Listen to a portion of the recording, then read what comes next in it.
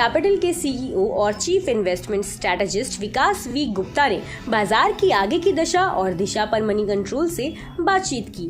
इस बातचीत में उन्होंने कहा कि बाजार जून के अपने लो से 16% से ज्यादा भाग चुका है। इसके बावजूद लंबी अवधि के डिस्काउंट के आधार पर देखें तो ये अपने इंट्रिंसिक वैल्यू से काफी नीचे है।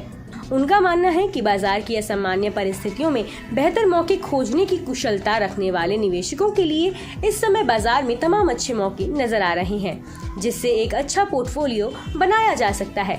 विकास गुप्ता का ये भी मानना है कि अगर अमेरिका और चाइना के कोल्ड वॉर को छोड़ दें तो दूसरी सारी जियोपॉलिटिकल या दूसरी तरह की अनिश्चितताओं का या तो समाधान हो गया है या फिर वे समाधान के बहुत करीब हैं। उन्होंने कहा कि बाजार को नुकसान पहुंचाने वाले सभी फैक्टर्स या तो अपनी समाप्ति की ओर हैं या खत्म हो गए हैं। कच्चे तेल और कमोडिटी की कीमतों में तेजी लाने वाली रूस यूक्रेन की लड़ाई अब और फैलने की संभावना नजर नहीं आ रही है। स्थितियां इस हद तक नॉर्मल हो गई हैं कि यूक्रेन से गेहूं का एक्सपोर्ट भी शुरू हो गया है। इससे इस बात की उम्मीद बढ़ी है कि देर सबेर दोनों देशों के बीच कोई शांति समझौता हो सकता है। इसके अलावा कमोडिटी और कच्चे तेल की कीमतों में 15 से 20% की गिरावट के बाद यूएस फेड की तरफ से ब्याज दरों में बहुत आक्रामक बढ़ोतरी की संभावना भी कम हो गई है। ग्लोबल सप्लाई से जुड़ी चुनौतियां भी कम हो रही हैं। ये सब बाजार के लिए अच्छे संकेत हैं। बैंकिंग स्टॉक पर बात करते हुए विकास वी गुप्ता ने कहा कि ये सेक्टर काफी अच्छी स्थिति में नजर आ रहा है। ज्यादातर प्राइवेट बैंकों की बैलेंस शीट पर एनपीए का दबाव काफी कम हो गया है। अब इकोनॉमी में रिकवरी के साथ ही इनमें काफी अच्छी क्रेडिट ग्रोथ दिखने की संभावना है।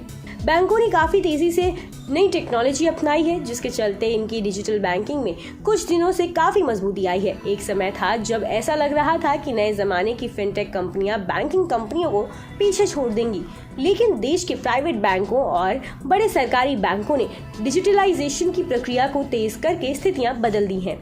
ऐसे में बैंकिंग सेक्टर काफी अच्छी स्थिति में नजर आ रहा है। विकास वी गुप्ता ने आगे कहा कि इस समय हमें हाई ग्रोथ वाले सेक्टरों पर नजर रखनी चाहिए।